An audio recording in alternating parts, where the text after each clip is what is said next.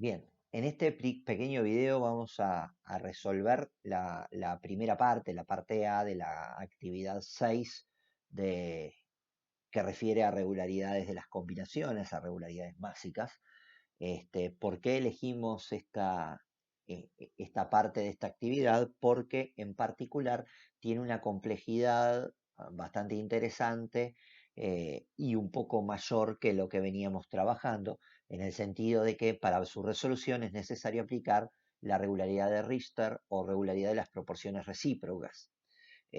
Si pensamos en el proceso que veníamos haciendo al trabajar la regularidad de Proust o de las proporciones fijas, constantes, definidas, estábamos trabajando con un compuesto y dos elementos. Al trabajar con la regularidad de las proporciones múltiples o o regularidad de Dalton, estábamos trabajando con dos elementos, pero que podían formar dos compuestos distintos. Y en este caso, en la regularidad de Richter, estamos trabajando con tres compuestos y tres elementos. Es decir, los elementos combinados de a dos formando compuestos. Entonces, nos puede pasar, como en este caso, que tengamos todos los datos de dos de los elementos para formar un compuesto, por ejemplo, del oxígeno y el carbono para formar el dióxido de carbono, como tenemos aquí. Por otro lado, los datos del carbono y del hidrógeno para formar otro compuesto que es el metano que tenemos aquí. Y finalmente nos pueden preguntar, como en este caso, algo acerca de un tercer compuesto, como es el agua, y que en este caso tendríamos como dato la masa del oxígeno presente, pero nos preguntan por la masa del hidrógeno. Eh, Parece un trabalenguas, pero la regularidad de Richter lo que indica es que las masas submúltiplos o submúltiplos de elementos que, que se combinan entre sí, cuando la masa de un tercer elemento es fija y ellos también se combinan con ese elemento, están en una relación de números enteros y sencillos. Este, Vuelvo a aclarar lo mismo que anteriormente, eso no quiere decir que el resultado sea un resultado entero, sino que es una proporción, una relación entre números enteros. Entonces, para poder resolver esto, el primer paso que necesitamos es poder ver en aquellos dos compuestos que tenemos todos los datos si es que hay un elemento en común y a su vez si de ese elemento en común tenemos la misma masa, porque solo de esa manera podemos establecer la relación de masas de los otros dos elementos cuando forman un compuesto entre ellos dos. En este caso que tenemos aquí planteado, tenemos un elemento en común entre el dióxido de carbono y el metano, y ese elemento en común es el carbono. No obstante, no nos están planteando la misma masa como dato. Entonces, el primer paso que deberíamos hacer es elegir en uno de los dos compuestos, dejar la masa de carbono fija y ver cómo cambia en el otro para poder plantear la relación correspondiente.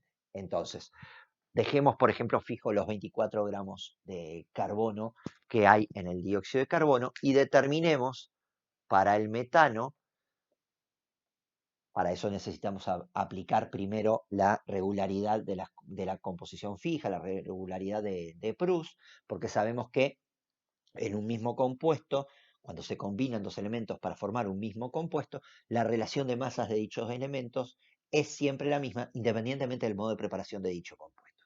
Nosotros tenemos los datos como para poder determinar la relación de masas en el metano, porque conocemos la masa de carbono y conocemos la masa del hidrógeno, y sabemos que es 12 gramos de carbono cada 4 gramos de hidrógeno, lo cual nos da una relación de 3,0. Esta misma relación se va a mantener, porque estamos hablando de la proporción fija, la proporción constante de Proust, se va a mantener si la masa de carbono fuera otra. ¿Y cuál tendría que ser esa masa de carbono que tengo que elegir? Bueno, la tengo que hacer coincidir con la que tengo como dato en el otro compuesto. O sea que tendría que ver cuál sería la masa de hidrógeno que estaría presente en el carbono cuando la relación de masas es 3, porque estamos hablando del mismo compuesto, y a su vez la masa de carbono es 24, de modo tal de que me quede igual que en el primer compuesto. O sea que sería 24,0 gramos sobre esa masa de hidrógeno tendría que ser igual a 3,0 y por lo tanto la masa de hidrógeno es 8,0 gramos. ¿Qué son estos 8,0 gramos? Son la masa de hidrógeno que habría en el metano si la masa de carbono fuera de 24.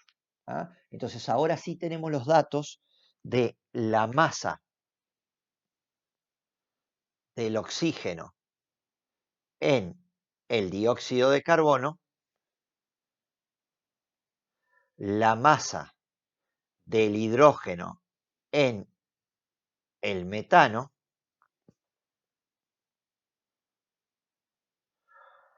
cuando la masa del carbono es igual en los dos. Y esa es la condición fundamental como para poder resolverlo.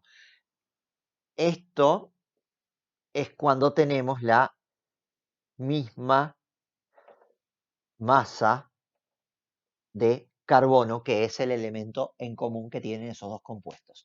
¿Cuál es esa misma masa de carbono? En este caso 24. Entonces, esta masa de oxígeno, que ahora vemos cuál es, esta masa de hidrógeno, que ahora vemos cuál es, la de oxígeno en el dióxido de carbono, la de hidrógeno en el metano, va a ser igual a la masa de oxígeno en el agua en relación a la masa de hidrógeno en el agua. Esa misma relación de masas entre el oxígeno y el hidrógeno se va a dar cuando estoy pensando en estos dos compuestos y la masa del carbono es la misma, en relación a la misma relación de masas de oxígeno e hidrógeno, pero en el tercer compuesto, que es el que forman entre ellos dos, que es el agua. Entonces, en este caso, la masa de oxígeno en el dióxido de carbono, cuando la masa de carbono es de 24, es 64, 64 gramos de oxígeno en dióxido de carbono, sobre la masa de hidrógeno en el metano, cuando la masa de carbono también es 24, la calculamos recién y es 8.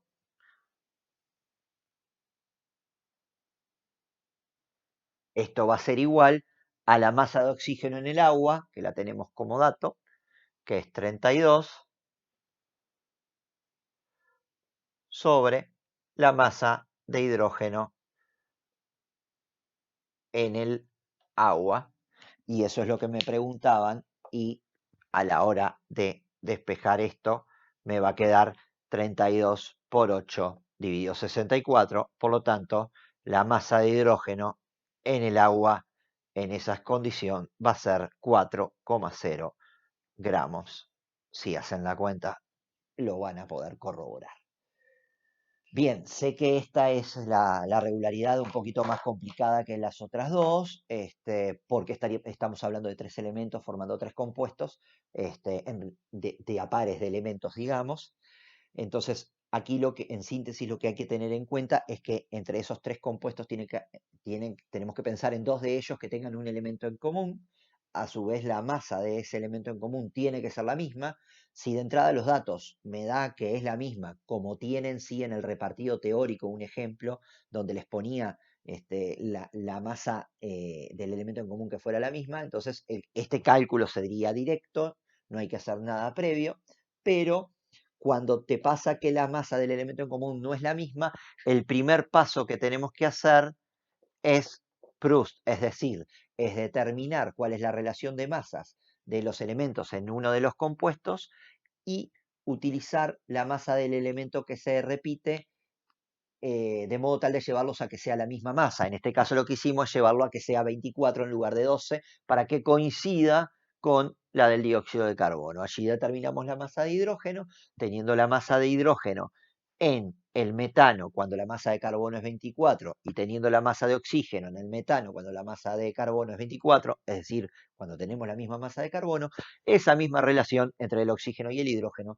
se va a respetar en el compuesto que forman entre sí el oxígeno y el hidrógeno, que en este caso estaría siendo el agua.